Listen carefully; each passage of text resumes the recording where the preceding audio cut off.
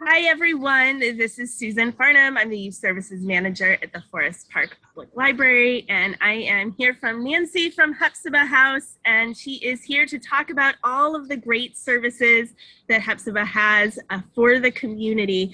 This is a really great organization that we've had a chance to partner with numerous times, actually, over the last few years. So we are always glad to give a little time to them. And so let's get started. So first of all, can you tell us a little bit about yourself and how you first got involved with Hephzibah? Sure. So I actually came from a totally different career path. I came to Hephzibah actually as a volunteer first. I really felt passionate about their mission of helping families and children. And so I started working as a volunteer for several years with our group home in downtown Oak Park. And then just sort of it felt like a good fit and leaned kind of more and more into that, and then came on staff in February. Great. And I know Hephzibah offers a number of programs and services for families. Can you give our families an idea about Hephzibah's mission and some of the things that you do there? Sure. I would say it's kind of three kind of main divisions. There is the group home, which I just referenced, which is in downtown Oak Park, which is a therapeutic residence for abused and neglected kids as young as 3 years old, which is really unique for the state of Illinois. I think we're the only residence of its kind that is licensed to take children that young. And it's, a really special place and loving place for kids who have experienced really extraordinary trauma to heal. We have a daycare program that services families in the Oak Park Public Schools with after school care, which is, I will say, amazing as a Oak Park parent to young kids myself. It's sort of been a lifesaver. And then the division that I'm mostly closely related to is our family-based services division, which houses our intact team and our foster care team. And how do you determine eligibility for these programs? Sure. Daycare is the easiest to talk about. That as simply, if you're a parent with young kids in elementary schools and the public schools in Oak Park, you simply, like many programs, if you have a need, and there's space, you just sign up, and it's really meant to service families at all levels. So it's a sliding scale fee, which is really great and makes it, totally accessible. The group home, how kids come to the group home is essentially when kids really need a step up in care that's beyond something that can be serviced in, say, a biological home or even a foster home.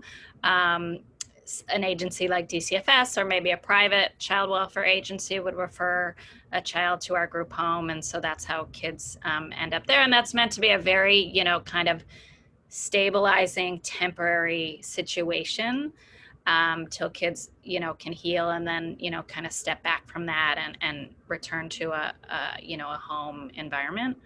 And then on the foster care side, these are cases of severe abuse and neglect that we see.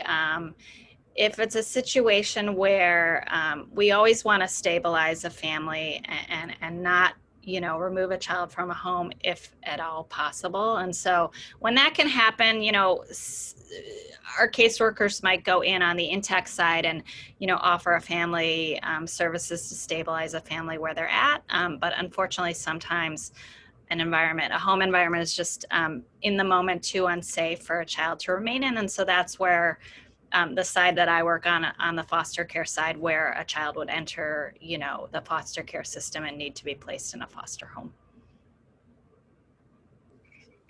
I know that foster families are a huge need right now. Can you fill us in a little bit more about this program? Sure. So, at any given time, would say there's almost kind of a staggering number of kids in foster care in Illinois. It's about 18,000 right now. And so that's really a huge number of kids when you think about it, that need, safe and loving homes, whether that's for a temporary period of time, which foster care is meant to be, almost always starts out with a reunification goal, meaning that, you're a temporary support to, so while we stabilize a family to be able to return kids back to their, biological setting. But they're just, there is always an urgency for more safe and loving adults to step up and do this work, because there just simply are not enough homes for these kids. And, every child deserves a safe and loving place to be. So we are always looking for great people to who feel a calling to step in and do this work.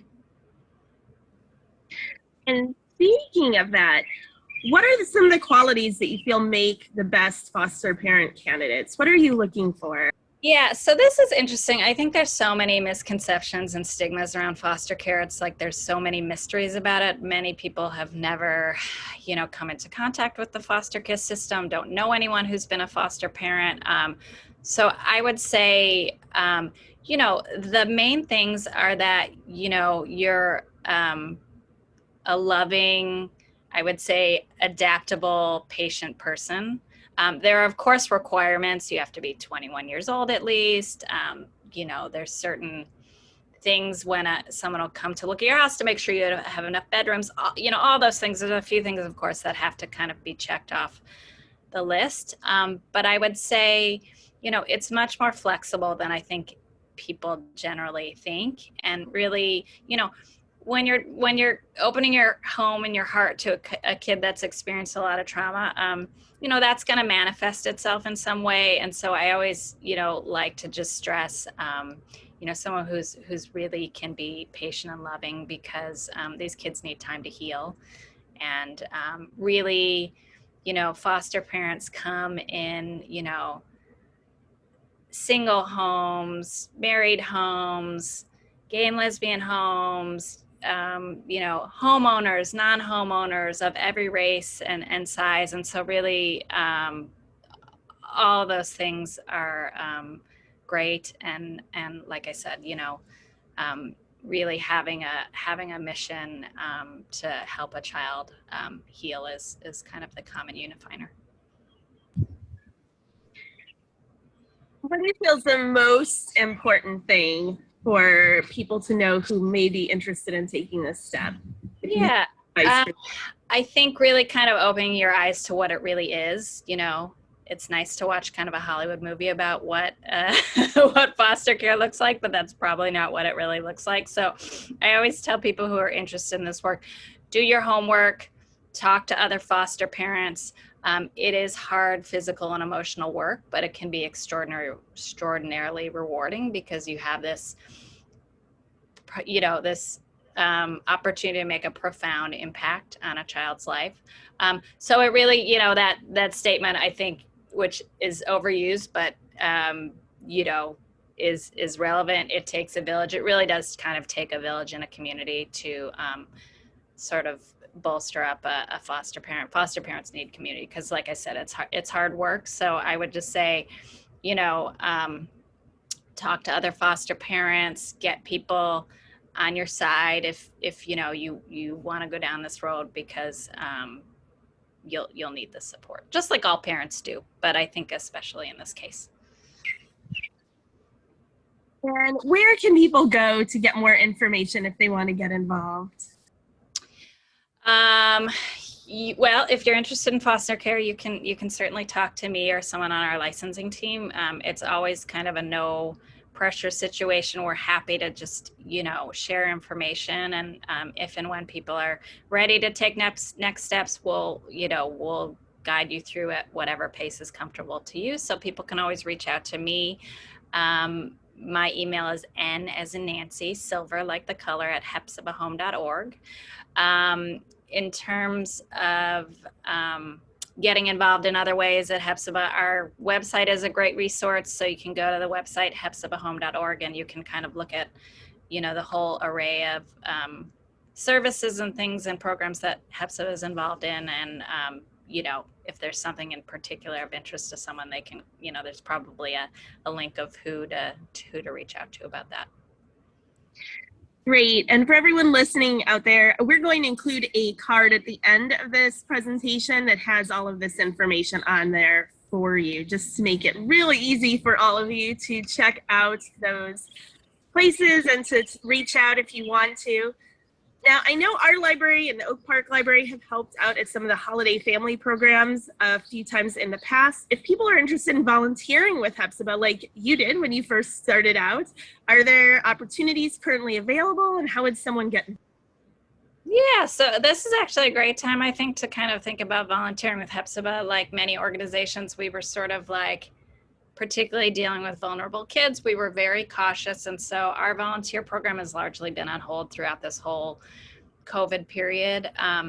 But now that we're in phase 5, we're just, and the volunteering is not, my primary department, but I work closely with them. So I know this because our existing volunteers are very anxious to get back with the kids, working with the kids. I know that we're inching towards kind of opening volunteer opportunities back up. And so, there's always a process to onboarding as a volunteer that, involves some paperwork. So now is a perfect time if you think you have time and want to do it, because I think those opportunities are hopefully coming in the near weeks ahead. So, yeah. Fantastic. And I know this also is not necessarily your specific area, but I do know that Hephzibah has sometimes taken clothes donations and other donations in the past. Do you happen to know if they are taking donations right now and how people might contribute if they wanted to? Yeah, I don't. So I know, again, that was kind of, some of that was on pause during COVID. So I think it's probably still kind of case by case right now. So we, of course, love and appreciate donations. They're very helpful to our organization and the families we work with. But we have someone who's in charge of donor relations. And so if you want to reach out to sort of the Hephzibah general line, they can connect you with her, and she can speak to, what specific donations we're taking right now. That would be great. And if you could send me her info, I can include it on that final card. And just finally, do you have any upcoming events or programs that you want people to know about? Sure. So I am always trying to kind of get the word out about foster care. We will be running a virtual foster care information session coming up on Tuesday, July 13th at 6 to 7 o'clock p.m. And like I said, this is a great introduction to the world of foster care, especially seeing it through the lens of Hephzibah, because every agency is different and every program's different. And so it's a great way, if you have any interest at all in learning more about foster care, or specifically foster care through Hephzibah, to, like I said, just kind of in a very no pressure way, listen in, ask questions, and kind of start that journey. Because we know that many times when people, even if they ultimately want to get into foster care, it is kind of a journey that sort of takes a little time to get there. Yeah, so that's a good one coming up if people want to join. You would just email me and I would send you the Zoom link.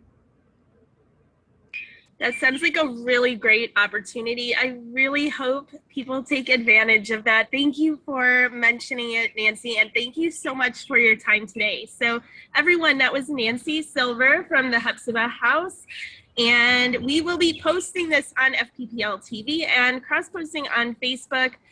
And like I said, we'll have resources right at the end of this. Thank you so much for your time today, and thank you for everything you're doing in the community. Thanks so much for taking time for us. Have a great day.